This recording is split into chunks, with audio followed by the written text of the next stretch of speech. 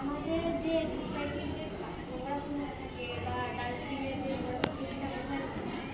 কোথায় নেওয়া হয় এইটা নিয়ে গিয়ে সমস্ত পঞ্চায়েতের একটা ক্লাস্টার এরিয়া সেই ক্লাস্টার কম্পাউন্ড থাকে যেখানে গিয়ে ডাম্প করা হয়, জমা করা হয়।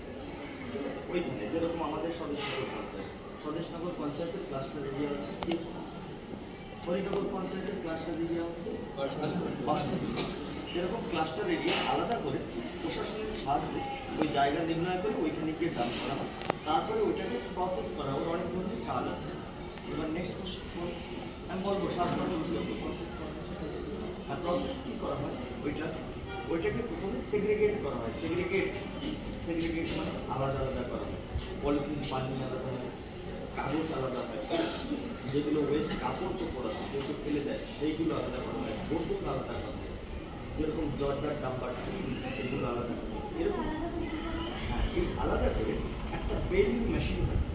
বেলিং মেশিনে কী করে ওই প্রেস করে চাপ দিয়ে মেশিনে ওইটাকে পুরো চেপে একদম একজোট করে একটা ওই মেশিনের ভিতরে একটা দিলে ওইটা বেঁধে ঠিক আছে, বেঁধে দিয়ে একটা পুরো একটা টোপলা তৈরি একটা বক্সের মতো তৈরি পরে কী করে ওগুলো জমা করা হয়, সবগুলো আলাদা আলাদা জমা করা হওয়ার পরে একটা গাড়ি আসে অ্যাডমিনিস্ট্রেশনের তরফ থেকে টেন্ডার করে কোম্পানিকে হ্যান্ড ওভার করা হয়েছে যে ওরা পুরো আন্ডামান থেকে ওই ইগুলো গার্বেজগুলো নোংরাগুলো কালেক্ট করে নিয়ে এরা কী করে যে প্লাস্টিক এই ওয়েস্ট ম্যানেজমেন্ট হচ্ছে, ঠিক আছে, ওয়েস্টকে ওয়েলথে কনভার্ট করা হচ্ছে। এবারে কী করবে এই জিনিসটাকে নিয়ে গিয়ে একটা প্লাস্টিকের কোম্পানি আলাদা আছে, প্লাস্টিকের মালগুলো প্লাস্টিক কোম্পানিকে দেবে, কাঁচের বোতলগুলো কাঁচের কোম্পানিকে দিয়ে ওইখান থেকে কী করে ওরা টাকা নেয়, নিয়ে পঞ্চায়েতে ডিস্ট্রিবিউট করে।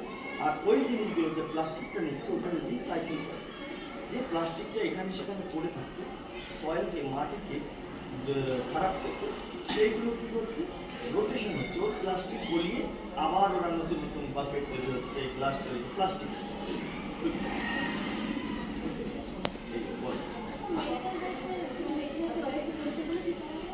মেডিকেল ওয়েস্টের ম্যাটেরিয়াল সঠিকভাবে আমার জানা নেই, ঠিক আছে, ওরা কী করে কিন্তু প্লাস্টিক যে সংযোগ করার পর ভিতরে সুই থাকে, নিডল থাকে, তারপরে ওর ভিতরে কেমিক্যাল থাকে। এই ক্যামিক্যালগুলো যেগুলো ধরো বোতলের নিচে কিছু জিনিস থেকে যায়, তো ওর ভিতরে ওইগুলো ক্যামিক্যাল ওষুধ থাকে, ওইগুলোকে এমনি সচরাচর তো নষ্ট করতে দেয় না, কিন্তু হরিনগর পঞ্চায়েত কালেক্ট করে নাকি সেটা আমার জানা নেই।